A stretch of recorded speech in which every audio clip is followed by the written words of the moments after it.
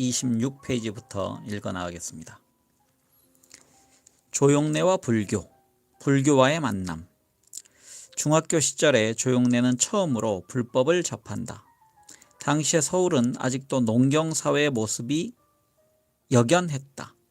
도심의 일부를 제외하고는 어디를 가나 농토와 야산이 즐비했고 사계절의 변화를 곡물이 연그는 것과 화초가 피고 지는 것을 통해 일상적으로 느낄 수 있었다.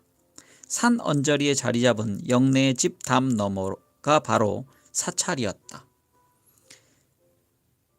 새벽의 예불소리가 사춘기 소년의 신비스러운 영성을 일깨웠고 실바람에도 낭낭거리는 풍경소리가 소년의 섬세한 감성의 촉수를 자극했다. 그것은 나라의 지도자가 되기 위한 지식의 축적과 이성적 훈련 못지않게 중요한 감성의 훈련이 되기도 했다.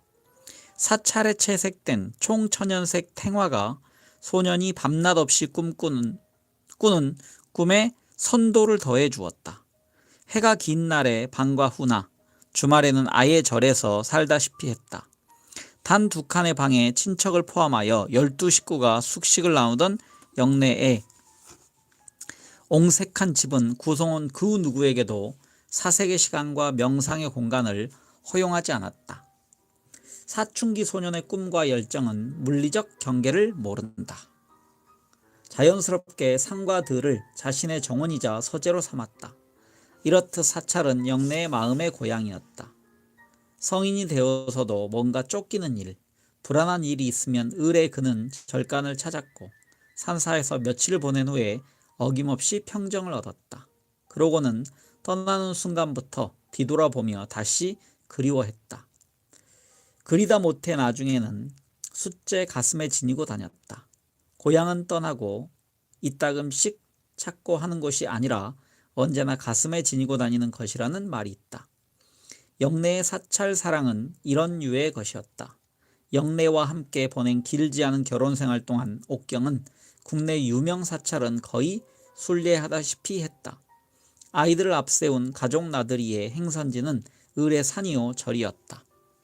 산사를 향해 내딛는 영래 가족의 걸음걸이마다 활력이 넘쳤다. 활짝 터진 시야, 상쾌한 공기, 싱싱한 나무 냄새, 전통 문화에 대한 사랑, 이 모든 것을 아울러 품는 부처의 대자 대비가 영래 가족의 가슴을 열어주었다. 이렇듯 공간과 자연에 대한 사랑이 남다른 영래였기에 영화 예술에 대한 상당한 안목에도 불구하고 영화관 나들이를 싫어했다. 무엇보다도 탁한 공기와 어둠과 폐쇄가 싫었던 것이다. 왜 대명천지를 두고 하필이면 컴컴한 폐쇄 공간에 체포되어 기껏해야 가상의 진실에 불과한 이야기에 빠지고 싶어 하느냐는 것이 그의 주장이었다. 함께 부부로 사는 동안 옥경이 떼를 쓰다시피 하여 단 3차례 영화관에 간 적이 있었다고 한다.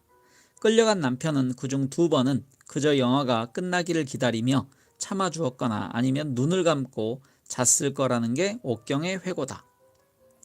생활규범으로서의 불교. 본격적인 불자의 길을 밟지는 않았지만 조용래는 불교 잡지에 전문적인 칼럼을 집필할 정도로 불교 지식을 갖추고 있었다. 그런데 영래 자신은 엄격한 의미에서 종교를 가지지 않았다. 불교와 카톨릭에 대해 상대적인 친근감을 가지고 있었지만 모든 종교에 대해 열린 자세를 견지했으며 특정 종교에 대한 믿음이나 특별한 애착이 없었다. 위로는 진리를 찾고 아래로는 중생을 구제한다. 하화 중생의 화신이 지장보살이다. 지옥 속에 기꺼이 뛰어들어 고통받는 중생을 마지막 한 사람까지 구하고 자신을 바친다. 고통받는 중생이 단 한 사람이라도 있는 한 자신은 결코 지옥을 떠나거나 성불하지 않는다. 돌아보면 한국의 대표적 종교 중에서 불교의 현실 참여가 가장 늦었다. 일반 국민의 입장에서 보면 한국의 불교는 대승불교의 전통이 무색할이 많지 세상의 문제에서 초연한 채 오로지 본질의 깨달음이라는 보다 큰 일에만 정진하고 있었다. 특히 근대 교육의 세례를 받은 젊은이들에게 구도하는 불승은 마치 산속에 우물 틀고 도피한 피난민에 유사했다. 또한 불교는 조선조 500년 동안 심한 박해를 받아 길을 펴지 못하고 움츠러든 가련한 집단으로 보였다.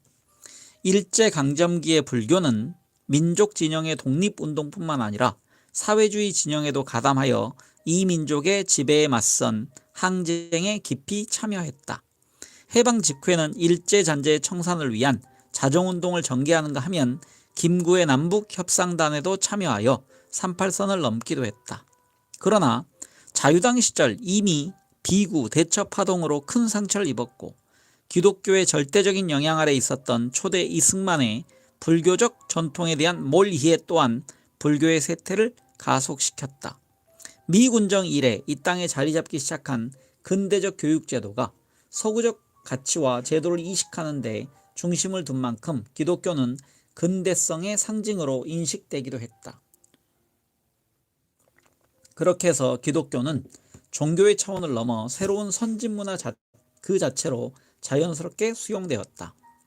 반면 불교는 시대에 뒤진 옛 유물로서 그저 아들이나 낳게 해달라고 비는 아녀자들의 민간신앙 정도로 폄하되면서 경멸의 대상이 되기도 했다. 1980년대 이후 학생운동이 촉발한 민족 자주성 논쟁과 더불어 우리의 전통 사상에 대한 자부심이 대학생 사이에 확산되기 전까지 불교는 지식 청년의 몫이 아니라는 은근한 편견이 지배하고 있었다. 이렇듯 불교는 여러 가지 의미에서 새로운 세대의 의식과 관심으로부터 소외될 수밖에 없었다. 불교 종단도 현실 문제에 대해 초연하거나 의도적으로 발언을 자제하고 있었다.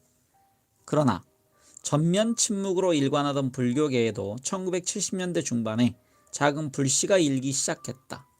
1975년 민청학년 사건으로 구속된 여익구, 동아일보 해직기자 고준환, 소설가 황석영, 일부 대학생 불교연합회 회원들이 주축이 되어 민중불교회가 조직되었다.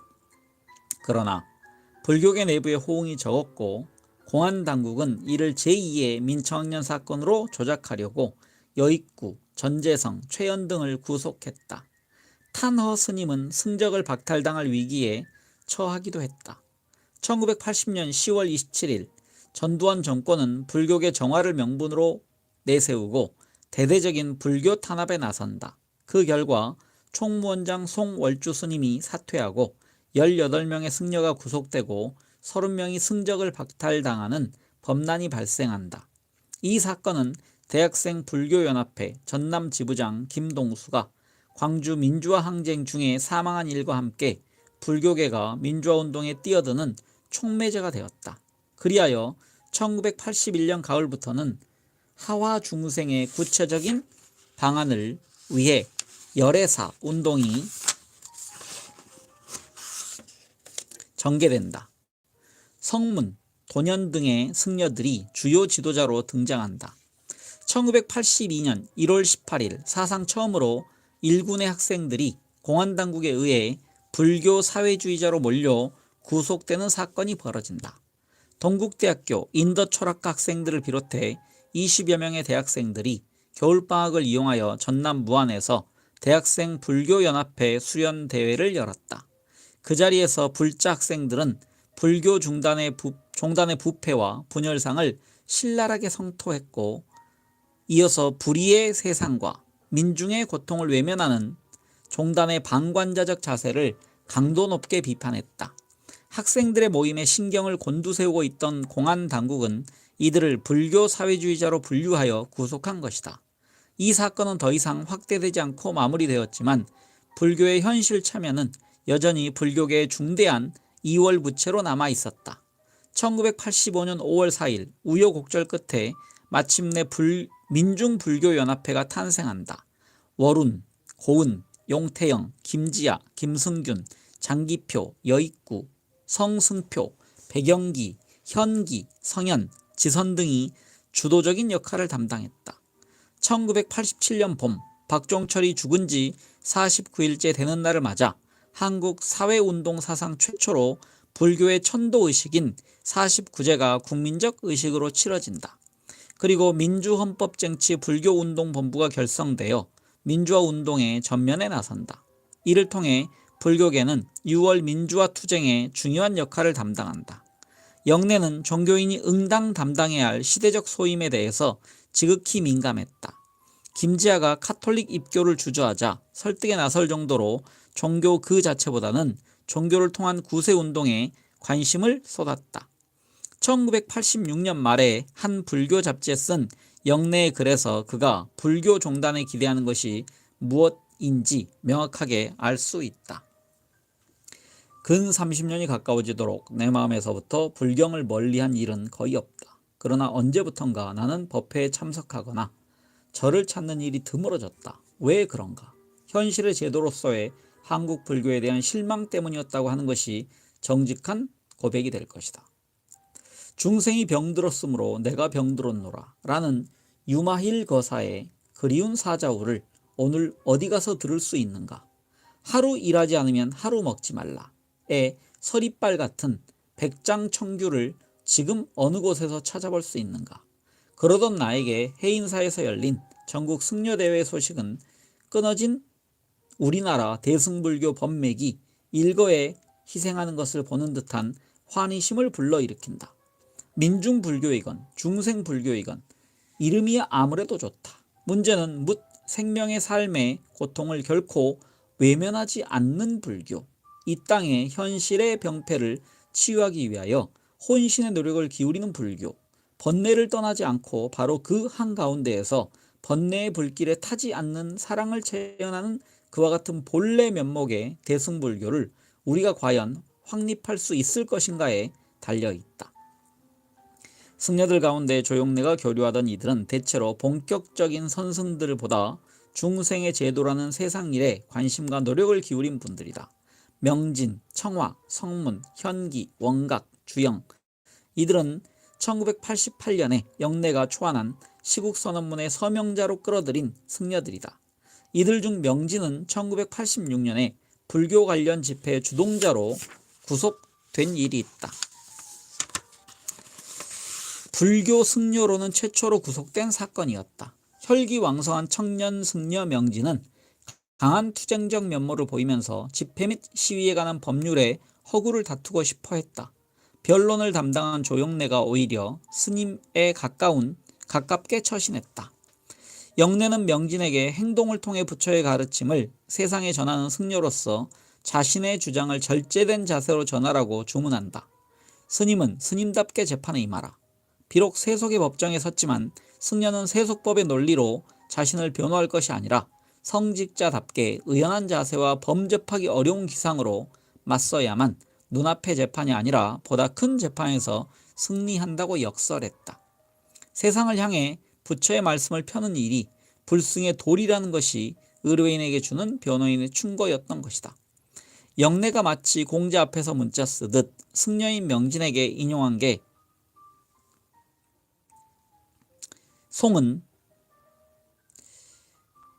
다시 읽겠습니다. 승려인 명진에게 인용한 개송은 한겨울 혹독한 추위 겪고 핀 매화가 코를 때린다 였다. 명진은 이 개송을 법정의 최후 진술에 인용하면서 해가 서산에 지면 달이 동산에 뜬다고 화답하였다. 시국재판을 강요한 독재 정권의 마지막이 임박했음을 암시하는 성직자의 품격을 갖춘 꾸짖음이 되었다. 동아일보 기자 출신의 시인 황명걸은 시집 한국의 아이 1980년에서 이와 비슷하게 외쳤다. 사계절이 분명한 조국 산천에 좀 더디더라도 봄은 오고 말리라. 자유언론 실천운동에 관련되어 해직된 직후부터 세상을 등지고 이따금씩 쏘가리 우는 소리에 분노의 시절을 되돌리며 유유자적 여생을 보내고 있는 그도 한때는 이렇게 피맺힌 절규를 토해냈던 것이다.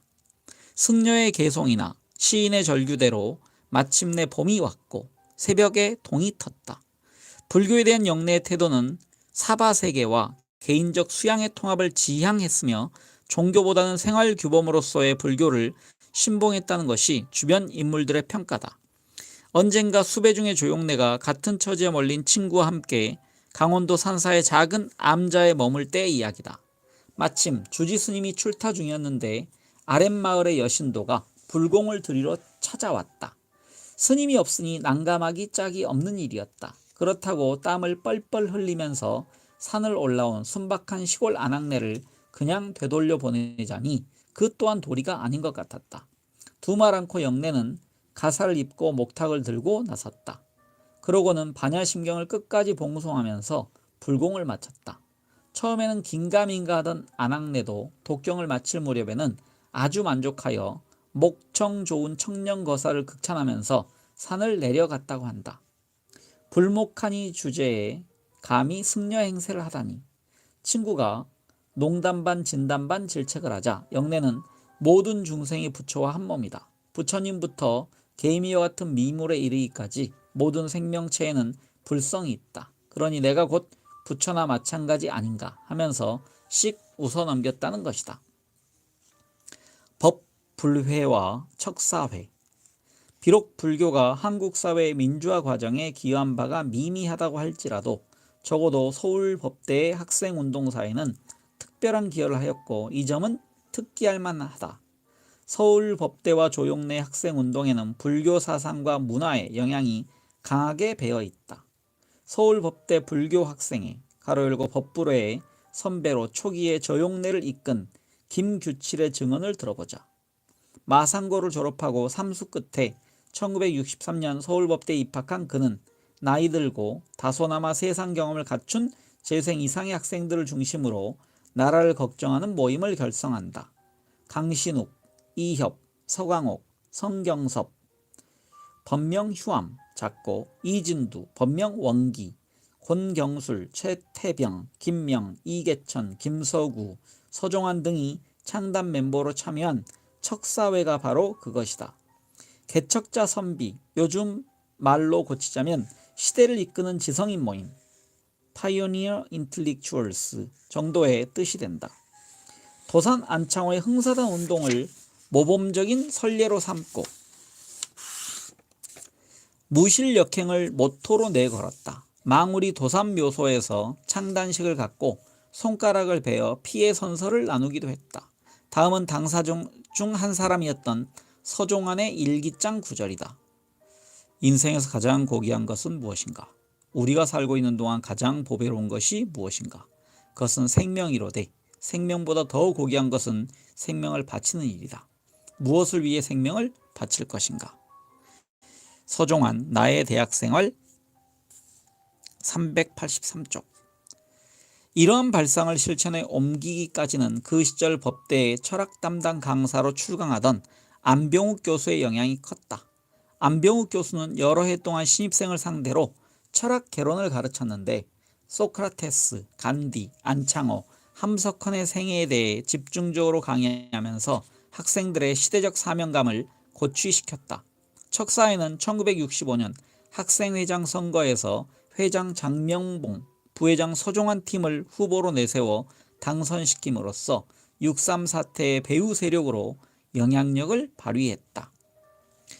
법불회의 지도 승려들 소천, 광덕, 법정. 그러나 다른 누구보다도 서울대 법대 법불회 학생들에게 강한 영향을 미친 사람은 소천과 광덕 그리고 법정과 같은 승려들이었다. 이들은 일제강점기의 백용성을 시조로 하는 민족주의적 계몽선사의 전통을 이어받은 승려들이다. 백용성 선사의 포교운동은 민중과 불법의 1차적 만남이라는 방법론을 통해 전개되었다.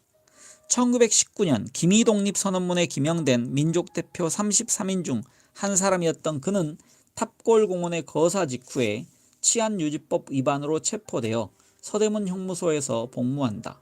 그러나 형무소 문을 나서기 무섭게 용성은 삼장역회를 조직하여 불경의 한글 번역 사업에 주력한다.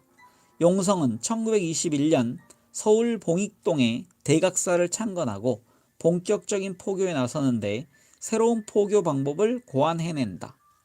시식과 같은 한문체 의식을 간소화하여 대중이 참여할 수 있도록 개편했으며 불교식 홀례나 병자의 간호 등 실생활에 직접 효용이 높은 포교 방식을 창안했던 것이다. 뿐만 아니라 최초의 불교 창가에 해당하는 일련의 참불가를 제작하여 보급함으로써 포교 방법의 일대 전환을 이루어낸다. 그가 지극히 단순한 음류를 오선지에 그려 넣어 만든 권세가의 일절을 옮겨보자. 주인공아 잠을 깨라 대강마다 돌을 깨어 만반 쾌락 자유한데 우리들은 무사밀로 삼계고에 빠져 있어 벗어날 줄 모르나뇨. 김재영 편저 광덕 스님의 생애와 불광운동 62쪽 내용입니다. 이러한 용성의 성구적 각사상은, 그래서 각사상은 각이 깨어날 각입니다. 그래서 각사상은 해방 후에 신소천 또는 소천에 의해 명맥을 잇고 있었다. 1960년대 초 인천의 보현선원에서 용성의 수제자였던 소천 스님이 깸 가로 열고 한문으로 각 운동의 설법을 펴고 있었다. 소천은 23세의 나이로 3.1운동에 참가했다가 북간도로 탈출하여 김좌진의 부대에 합류, 만주를 무대로 무장 독립운동을 펴다 금강경을 접하고 견성한, 요새말로 한 소식을 얻은 불승 중에서도 특이한 경력의 소유자다. 그가 벌인 금강반야 구국구세 운동은 실천불교의 새 지평을 개척한 것으로 평가된다.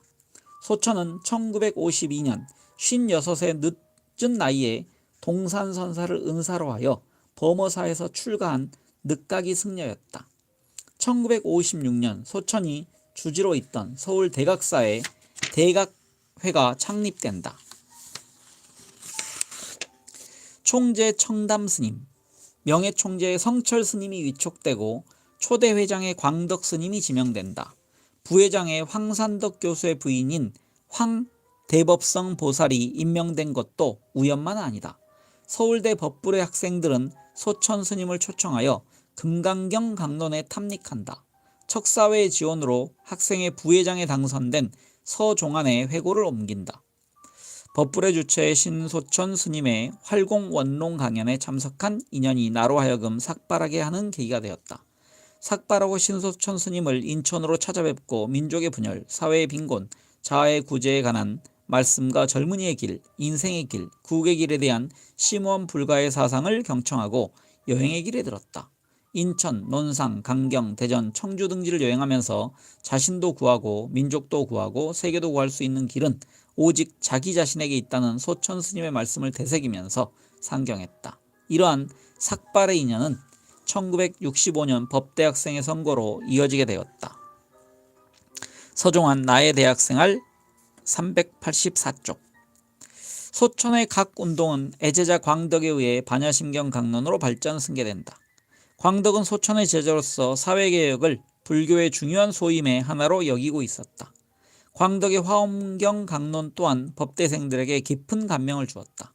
광덕은 화엄경에 나오는 보현행원의 가르침을 통해 보살의 실천행과 불교의 자비구세의 정신을 일깨워 주었다.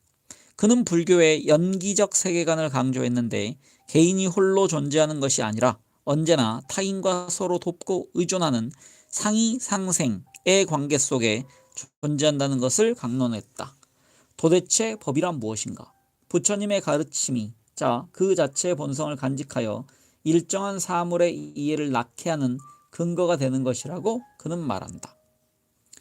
법학도에게 더없이 귀중한 가르침이고 깨우침이다. 후일 책으로 묶여 나온 법정의 화엄경 해설은 학생 시절에 육성으로 강론을 받았던 법불의 학생들의 옛 추억을 더욱 새롭게 했다. 대학생 구도부의 창립, 조용래와 봉은사. 따지고 보면 한국 불교의 현실 참여는 용성, 동산, 소천, 광덕으로 이어지는 한국 선불교의 한 맥을 이루는 실천운동가의 전통을 이어받은 것이다. 그 실천운동의 한 계보가 서울법대 학생운동으로 가지를 내렸던 것이다. 각운동이 용성선사에게서는 대각교 운동이 되고 소천선사에게는 금강경 구국운동이 되며 광덕선사에게서는 보다 구체적인 반야바라밀 운동이 되었다. 구체적으로 불광운동으로 대변되는 광덕의 전법 활동은 1963년 대학생 불교연합회의 초대 지도법사로 취임하면서 새로운 전기를 맞는다. 1965년 광덕은 봉은사 주지의를 맡으면서 대불련 수도부 대학생 수도원을 건립한다. 이어서 서울법대, 동국대, 경희대 등 불교연합회 대학생 구도부가 조직된 것이다. 신호철, 명호근, 전창열, 공경술 등 서울법대생과 이용부, 동국대, 박성배, 임동걸, 김춘송, 강원철, 조용길 등이 주된 멤버였다. 주지광덕 스스로 초대 지도법사가 되었다. 1966년경부터 봉은사의 달의 헌에는 젊은 스님 법정이 기숙하고 있었고 이따금씩 방문한 법안 스님, 괄호 열고 후일 동국대 부총장, 괄호 닫고 또한 청년 학생들의 애국심을 고취시키고 있었다. 이때 봉은사에 기거하면서 나루를 건너 통학한 학생들도 적지 않았다. 박세일은 봉은사를 중심으로 한 학생 시절의 활동을 생생하게 증언해준다. 1965년 여름 서울 시내 고등학생들로 구성된 룸비니 클럽에 조용래가 선배 자격으로 나와서 강연을 한다. 현실의 여러 문제에 대한 조용래의 관심과 인식이 빛났고 논리가 정연하다는 인상을 받았다고 박세일은 회고한다. 아무리 사회 현실에 관심을 가진 고등학생이라 할지라도 대학 진학을 목전에 둔 그들에게는 조용래가 자신들의 목표로 하는 대학의 수석 입학자란 사실이 다른 무엇보다 카리스마의 원천이 되었을 것이다. 오병선 경기고와 박세일 서울고는 조용래의 정치적 감각과 조리 있는 설득력에 신뢰를 가졌고 이듬해 법대에 입학한 후 자연스레 조용래를 중심으로 결집하게 된다. 1966년 1학년 양건이 중심이 되어 동기생들을 규합하여 만든 동숭학회, 가로 열고 장기표, 김재천, 권병태, 홍주관, 정수일, 정일수 등 가로 닫고도 이형희, 김규칠 선배와 중간 리더인 조용래의 영향을 받아 사회 문제에 관한 연구와 학생운동에 일정한 역할을 했다. 1967년 여름방학 2학년 박세일이 경북 점촌에 금용사에서 성철 스님에게 3,000배를 드리고 있을 때 조용래의 편지가 도착한다. 세일아, 수도 정진이 사회 발전, 사회 혁명에 도움이 된다. 그러니 열심히 정진하기 바란다. 조용래는 사회에 대한 날카로운 비판의식을 견지하고 있는 한 직접적인 행동을 자제하고 개인적인 수양을 쌓더라도 후일 사회 발전에 원동력이 된다는 믿음과 위로의 말을 건넸던 것이다. 1967년 조용래는 봉은사에 기거하고 있던 박세일 등 후배를 자주 방문하곤 했다. 박세일이 평가하는 조용래의 불교가는 지극히 합리적이고 평범한 것이었다. 종교의 차원이라기보다는 철학과 윤리로서 불교를 받아들였고 불심은 깨끗한 마음으로 단순하게 이해하려 하면서 불교적 실천을 강조했다. 1972년 학교를 졸업하고 산업은행에 근무하던 박세일은 조용래의 권유로 야학에서 경제학을 강의하다 봉변을 당한다. 이듬해 본 박세일은 일본 유학길에 오른다. 유학 도중 일시 귀국하자 수배 중에 있던 조용래가 연락을 해왔다. 두 사람은 봉은사에서 만났고 법정 스님과 함께 시국 토론을 나누었다. 60년대부터 서울 법대 법부래의 지도 승려였고 일찍이 효봉을 선사로 득도한 법정은 출가 전에 전남대 법대에서 재학한 경력이 있었다. 그만큼 그는 세속의 법과 정의에 대해 깊은 관심을 갖고 있었다. 법정은 누군가가 초안한 시국선언문을 내놓고 서명할 것을 권유했다. 수배 중인 조용래는 자신의 이름으로 서명할 수가 없었다. 박세일만 선언문에 서명하고 다시 일본으로 건너갔다. 소신공양의 예보. 그 즈음 척사회와 법부래 학생들 사이에서 한동안 심각한 토론거리가 되었던 것은 종교의 현실 참여 문제였다. 문자 그대로 개척자인 척사가 불모지의 개척에 앞장서야 한다는 것은 너무나도 당연한 일이었다. 그러나 전인미답의 길을 개척하는 일과 이미 누군가에 의해 잘못 밟힌 길을 바로잡는 일은 다르다. 그들이 해야 할 일은 몽매한 대중을 계도하고 이끄는 상록수 운동이 아니었다. 그들 앞에는 쿠데타로 집권한 군사정부가 주도하는 국민의식 개조 사업이 진행되고 있었던 것이다. 민주주의와 법치사회의 이상을 가슴에 품고 있던 이들 학생들에게 이 암울한 현실을 어떻게 바라보고 어떻게 이상과 현실의 모순과 대립을 해결할 것인가는 실로 고통스러운 화두이기도 했다. 1963년 초여름 한일회담의 재개가 전 국민의 관심사가 되어 있을 때 외신을 통해 멀리 베트남에서 날아온 한 장의 흑백 사진이 엄청난 논란의 단초를 제공했다. 솟구칠 날을 기다리던 열혈 청년의 피는 이 한 장의 사진으로 역류했다. 1963년 6월 11일 사이공 시내 한복판 번잡한 교차로에서 전 세계 인류의 뇌리에 강력한 잔영을 남겨준 장면이 벌어진 것이다. 한 불교 승려가 자신의 몸에 기름을 붓고 불을 질렀다. 사진을 자세히 들여다본 사람은 충격과 함께 경이로운 신비감에 휩싸이지 않을 수 없었다. 기름을 듬뿍 먹은 화기에 생살이 짖어지면서 검은 연기가 오르는 순간에도 한치의 흐트러짐 없이 당당한 결가부자의 자세가 아닌가. 마치 기름불을 맛있는 음식이라 된 양 온몸으로 받아먹고 연기마저 심호흡으로 들이켜는 여유까지 보인다. 저 모습이 과연 사람일 수 있을까? 일반인의 눈에는 실로 끔찍하면서도 장렬한 모습으로 비친 이 장면은 그러나 수행의 경험이 있는 불교인의 눈에는 감히 이룰 수 없는 고도의 경지로 비춰졌다. 만약 흑백이 아니고 컬러 사진이었다면 스님의 표정과 연기에 휩싸인 그의 몸체를 뒤에서 감싸고 있는 후광은 어떤 색깔이었을까? 비슷한 경의의 신비감은 이 땅 대선사들의 열반 장면에서도 느낄 수 있다. 2003년 11월 서홍 스님이 세수 80세로 꼿꼿이 앉은 자세로 열반에 들었다.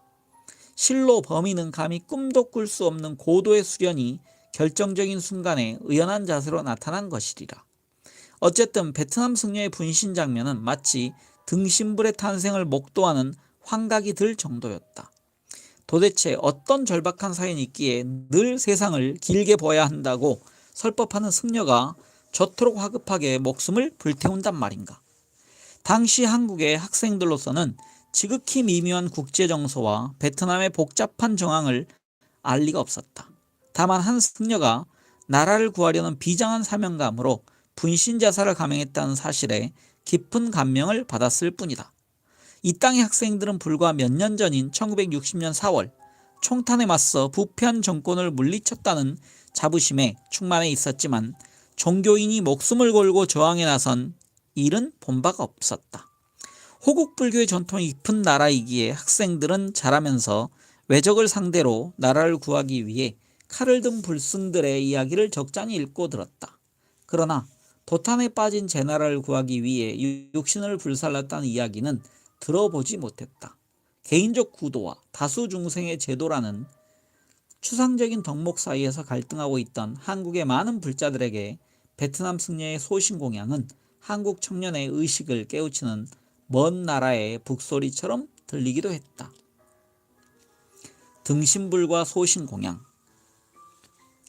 그러나 그처럼 세상을 놀라게 하고 다른 한편으로 감동시킨 승려의 분신은 한국 학생들의 관념 속에 전혀 생소한 것만은 아니었다. 바로 몇 해 전에 소신공양은 가장 한국적인 작가의 작품 속에서 선보인 바 있었다. 1961년 사상계 11호로에 실린 김동리의 단편소설 등신불이 그것으로 불꽃과도 같은 그의 작품은 실로 문학의 위력을 예증해 주고도 남음이 있었다. 감수성이 예민한 청소년들이나 열정적인 젊은이들은 소설 한 편, 시 한 구절에서도 중요한 사색의 단초를 얻고 심지어는 그로부터 일생의 전기를 마련하기도 하는 것이다. 승려가 열반에 들면 장작불 위에 태우는 다비의식을 거행한다. 수도가 깊은 고승의 몸에서는 신앙의 정신적 결정체인 사리가 나온다는 믿음 때문에 당대의 큰 스님이 열반했다는 소식은 전 국민의 관심사였다. 그러나 이 땅에서는 자신의 육신을 태워 중생을 구한다는 이야기는 소설에서조차 실감이 전혀 없는 이야기였다. 그런데 바로 그런 내용이 소설의 형식으로 나타난 것이다. 소설 등신불의 등장은 서울법대 외촌동 학생들에게는 하나의 구원으로 다가서기도 했다. 등신불은 두 개의 다른 이야기를 화자의 회고 형식으로 엮어내고 있다. 첫 번째 이야기는 일제 말기 학병으로 끌려간 화자 자신이 피신할 목적으로 중국의 정원사라는 절을 찾았다가 금으로 만든 등신불을 보게 된 경이다.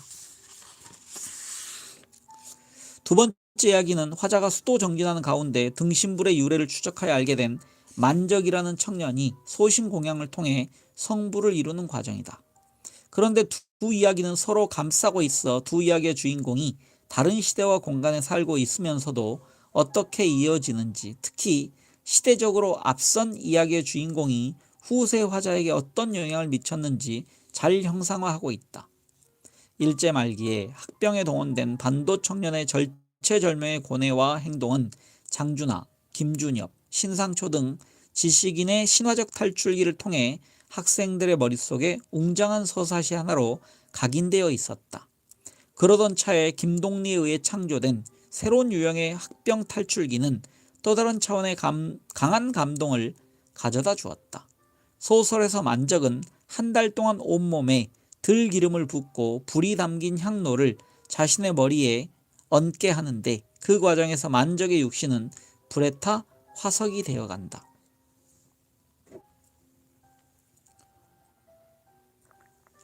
만적의 머리 위에 화살같이 씌워진 향로에서는 점점 더 많은 연기가 오르기 시작했다.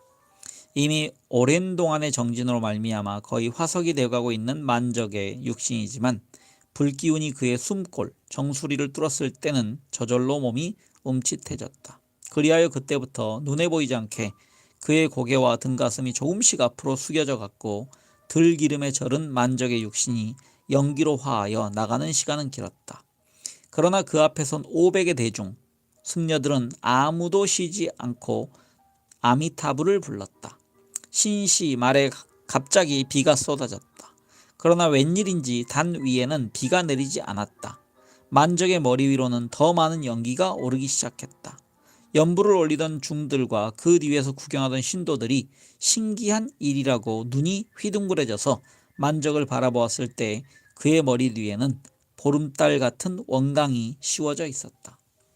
한국의 젊은 학생들은 소설 등신불에서 베트남 승려의 분신에 앞서는 예고편을 보았던 것이다. 베트남에서 날아온 소식은 1968년 프라하의 봄에 분신 자살한 체코의 대학생 얀 팔라치의 소식과 함께 한국 청년들에게 오래도록 진한 감동을 남겼다. 철의 장막소에 갇혀 러시아의 위성 국가가 되어버린 체코에도 민주화의 바람이 불어오고 있지 않은가. 소련의 침공에 항의하여 분신한 체코 청년의 소식도 세상이 이 땅의 청년들을 향해 던졌던 소신공양의 암시였는지도 모른다. 불교의 남다른 식견과 애정을 가진 조용래는 전태일의 죽음이 분신의 형식을 택한 데 대해 특별한 의미를 부여하지 않을 수 없었다. 생면부지의 노동자 청년의 분신 자살 소식을 장기표로부터 전해 들은 바로 그 순간부터 영래의 머릿속에는 그의 죽음은 보다 큰 세상을 만들기 위한 소신공양일지 모른다는 생각이 들었다. 장기표 또한 신실한 불교 신자였다.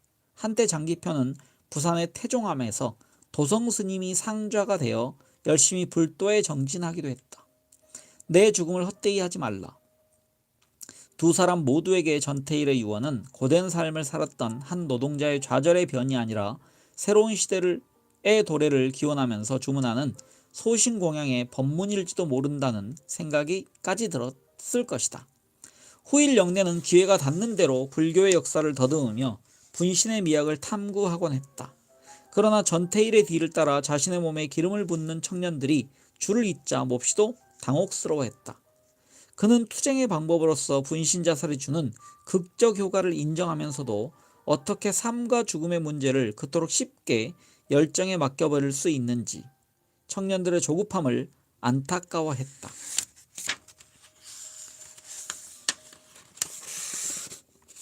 세속의 불법과 불법. 앞의 불법은 법을 어기는 것이고요. 뒤의 불법은 불교의 법을 의미하는 불법입니다. 제목을 다시 읽으면요. 세속의 불법과 불법. 1960년대 서울법대 학생운동의 역사에 불교가 강한 배경으로 작용한 이유를 보다 찬찬히 분석해 볼 필요가 있다. 첫째, 당시 교수진 중에 독실한 불교 신자들이 많았다. 황산덕 교수가 대표적인 불자 법학자였다. 동아일보 논설위원을 겸하고 있던 황산덕 교수는 1962년 말 국민투표는 능사가 아니다 라는 제목의 사설을 쓴다. 군사 쿠데타로 집권한 박정희 정부가 국민투표를 통해 헌법 개정과 집권의 정당성을 확보하려 시도하자 이를 강하게 비판한 것이다. 황산덕 교수는 중앙정보부에 연행되어 조사를 받고 기소된다. 공소장에는 법학자인 필자가 새 헌법을 초안하는 심의위원회의 위원으로 위촉되지 않자 불만을 품고 그런 허무맹랑한 사설을 쓴 것으로 적혀 있었다. 이 일로 인해 황산덕 교수는 정치교수로 낙인 찍혔고 1964년 이례적으로 파면 처분을 받고 서울법대를 떠나게 된다. 황산덕 교수가 파면이라는 극단적인 처분을 받은 숨은 이유에 대해서는 이런저런 뒷이야기가 적지 않지만 박정희 정권의 강압에 의해 학교를 떠나야 했던 사실만으로도 그는 학생들의 존경과 동정을 받기에 충분했다. 특히 황산덕 교수는 전공이 같은 유기총 교수와의 불편한 관계 때문이라도 운동권 학생들의 흠모의 대상이 될 수 있었다. 황산덕 교수가 법무부 장관으로 재직한 동안 사형을 한 건도 집행하지 않았던 것도 자신의 종교적 신념과 무관하지 않다. 서구 황산덕 교수가 후세에 던진 화두는 복귀였다. 무엇이 돌아오나 복귀 등의 저술에서 보듯이 그는 자신의 사상과 세계관을 불교를 바탕으로 정립하려는 시도를 보였다. 그는 또한 형법학자로서 자신의 학문적 자양분을 한국적 토양에서 찾아야 한다는 신념에 차 있었다. 그는 일본 불교의 사상적 기초는 개인의 영혼을 구원하는 데 비중을 둔 지장사상인 반면 한국 불교는 56억 7천만 년 후에 성불하여 세존의 교화에서 빠진 모든 중생을 함께 제도하는 미륵사상의 바탕을 둔 것이라고 주장했다. 이러한 대승적 미륵사상을 우리 민족 특유의 구원사상으로 본 황산덕 교수는 유불선, 동양철학의 바탕 위에 아놀드 토인비와 막스 베버 등 서양 철학자들의 사상을 결합하여 자신의 복귀 사상을 펴기도 했다. 상법을 담당하던 서동각 교수 또한 독실한 불교 신자였다. 무예라는 불교식 아우를 가진 그는 자신의 집에 작은 법당을 만들어 두고 아침마다 예불과 참선을 게을리하지 않던 성실한 불자였고 훗날 너무도 자연스럽게 동국대학교 총장직을 맡았다. 소장학자 배재식 교수도 성실한 불교 신자였다. 젊은 시절부터 주말이면 부부가 함께 산사를 찾아 설법을 듣거나 불공을 드리곤 했다. 이렇듯 교수 가운데 독실한 불교 신자가 많았던 것이 은연중에 법불의 번성을 도와주었던 듯하다. 둘째, 법대생이 수학하는 세속의 법과 불법 사이에 어떤 상관관계가 있는 게 아닐까 생각해 볼 수 있다. 법의 궁극에 있는 것.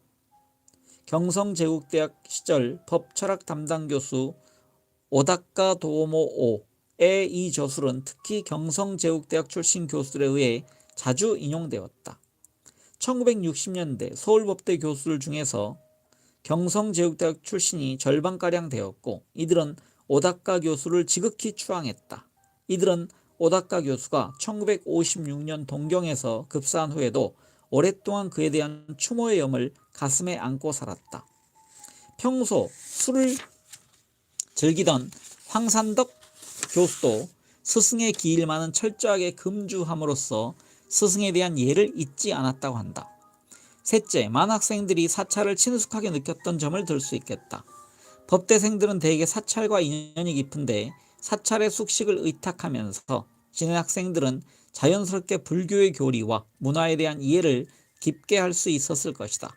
실제로 많은 법대생들이 여름방학을 산사에서 보내곤 했다. 국가시험을 염두에 둔 학생들은 혹소와 소음과 번잡을 피해 2달 동안 산사에 칩가면서 일도일념으로 정진했다. 긴긴 겨울방학에도 양상은 비슷했다. 2월에 시행되는 사법시험을 목전에 둔 수험생들은 크리스마스, 연말연시, 설날 등도 즐길 여유가 없었다. 또한 1년에 고작 몇십 명 이내의 합격자를 배출하는 사법시험을 법과대학 재학 중에 합격하는 일은 지극히 예외적인 사고였기에 대다수의 학생들은 졸업 이후에도 시험 공부를 계속했고 일부는 졸업과 동시에 아예 절에서 기거하기도 했다.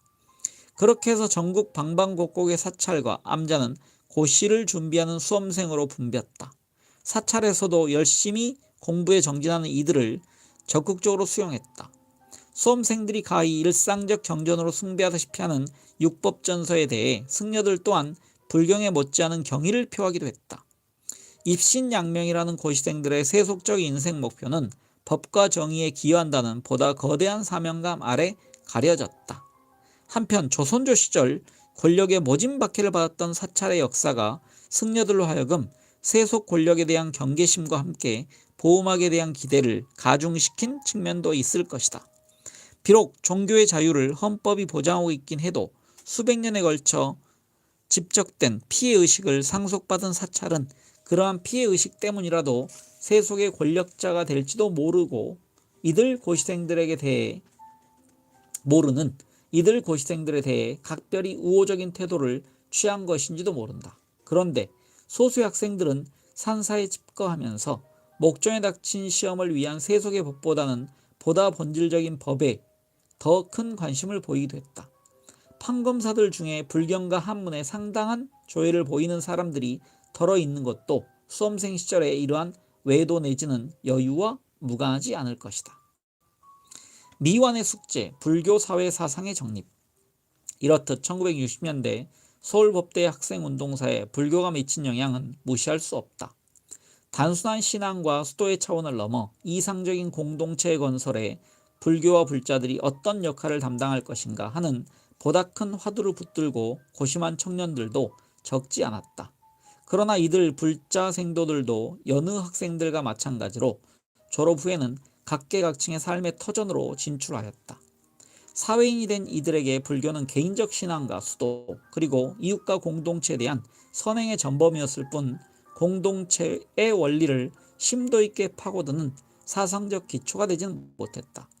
전체적으로 보아 이 땅에서 가장 연주가 깊고 중요한 정신적 자산인 불교는 문화유산의 수준에만 머물고 사회 사상적 기초로는 기능을 제대로 수행하지 못한 아쉬움을 지울 수 없다. 서울에서 고등학교를 다니던 학생들은 범학교 차원의 불교 학생회인 룸비니회에 가입하여 계몽과 수도 활동에 정진하였다. 이들 중에 훗날 서울법대에 진학한 학생도 적지 않았다. 이들은 불교 학생회에 가입하여 개인적인 서울법대 법불의 회원 중에는 나중에 실제로 승려가 된 사람이 적지 않았다. 휴암, 송명 정경섭, 원기, 송명 이준두, 대성, 송명 오경보 등으로 이어지는 법불의 출신의 승려들은 제도교육의 배경을 든든하게 갖춘 승려가 지극히 적은 한국 불교계에서 근대 학문과 전통 불교의 가결을 이어주는 학승으로 크게 기여했다. 그러나 개인적 차원에서든 집단적 차원에서든 이들 중 누구도 불교에 기초한 사회사상을 정립하지 못했다는 아쉬움은 남는다. 그런 역량을 갖춘 사람이 있었다면 조영래, 단 한 사람뿐이었다고 김규칠은 아쉬워한다. 그러나 조영래는 충분한 지적 역량은 갖추었지만 그 중대한 과업을 성취하기에는 너무나 생애가 짧았다. 그리고 자신의 여건이나 시대적 상황이 너무도 절박했다. 더더구나 생애의 마지막 7년 동안 그가 사회활동의 자산으로 삼았던 변호사라는 자리는 지극히 구체적인 사안을 일상적으로 처리해야 하는 직업이다. 이런 여건 아래에서는 설령 조영래 자신이 하나의 사상적 체계를 정립하고자 하는 원대한 야망과 계획이 있었다 하더라도 그럴 만한 여유와 시간을 낼 수 없었을 것이다. 마지막 몇 년간 영래는 심한 허탈감과 갈등에 시달렸다. 특히 1987년 대통령 선거에서 후보 단일화를 위한 노력이 수포로 돌아가면서 그는 현실에서 자신의 역할에 대해 심각한 회의를 느꼈다. 그러면서 그는 일생일대의 방향 전환을 꿈꾸어 보기도 했다. 그러나 야속한 신은 그를 기다려주지 않았다. 불교의 교리는 왕정이나 사회주의, 자유민주주의 등 그 어떤 정치 체제와도 결합할 수 있는 포용력을 자랑한다. 특히 왕정과의 결합은 오랜 역사에 걸쳐 너무나도 자연스럽게 전승된 전통이다. 동남아시아 지역에 널리 퍼진 소승불교는 극명한 대조를 이루는 극단의 이데올로기, 그 어느 것과도 결합할 수 있는 유연성을 예증한다. 민족주의 베트남 정부, 마르크스 혁명의 철저한 완성을 부르짖은 라오스, 불교가 국교임을 헌법에 명시하고 있는 군부 독재의 캄보디아, 그리고 군부의 지배 아래 사회주의 이상을 펴는 미얀마, 그 어떤 정치 체제도 불교의 교리 속에 수용된다. 중국, 일본, 한국에서 뿌리내린 대승불교이든 태국, 베트남, 버마, 라오스, 캄보디아의 소승불교이든 또는 티벳과 네팔의 라마 불교이든 불교는 자비와 사랑 그리고 타인과 다른 신조에 대한 관용을 특징으로 한다. 특히 소승불교는 비폭력 원칙을 강조한다.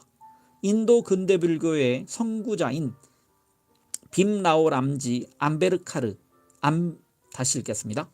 인도 근대 불교의 선구자인 빔라오 람지 암베드카르는 저서 불교와 칼 마르크스에서 불교를 철저한 무신론의 합리적이고도 논리적인 종교로 자부하고 있다. 불가촉 천민 출신으로 1947년 인도 독립과 함께 초대 법무부 장관과 헌법 기초위원장을 역임한 바 있는 그는 붓다의 가르침을 개인이 아닌 사회적 차원의 구원을 의미하는 것으로 이해하고 불교에 기초한 사회 구성 원리를 정립하려는 시도를 보였다. 1960년대 초반 한국의 대학생들은 1962년 버마의 내윈의 집권과 동시에 버마식 사회주의를 실시한다는 소식을 접하고는 박정희의 민족적 민주주의와는 다를 거라는 막연한 추측을 했다. 특히 불교를 국교로 삼고도 어떻게 사회주의 이념을 달성할 수 있다는 것인지 강한 지적 호기심에 굶주려 있었다. 어쨌든 근대화의 이름 아래 거세게 밀어닥친 서양 문화와 사상에 짓눌려 거의 절멸의 상태에 내몰린 한국의 전통 사상 중 가장 중요한 지위를 점하는 불교 사상을 어떻게 정치 공동체의 구성 원리로 담을 것인가 하는 문제는 조용래가 미처 손대지 못한 일로서 지금도 여전히 미완의 숙제로 남아있다. 네, 이상으로 오늘 읽기를 마치고요. 다음 읽기는 150쪽부터 한일회담과 6.3 학생운동으로 이어가도록 하겠습니다. 네, 함께 책 읽느라 수고 많으셨습니다. 감사합니다.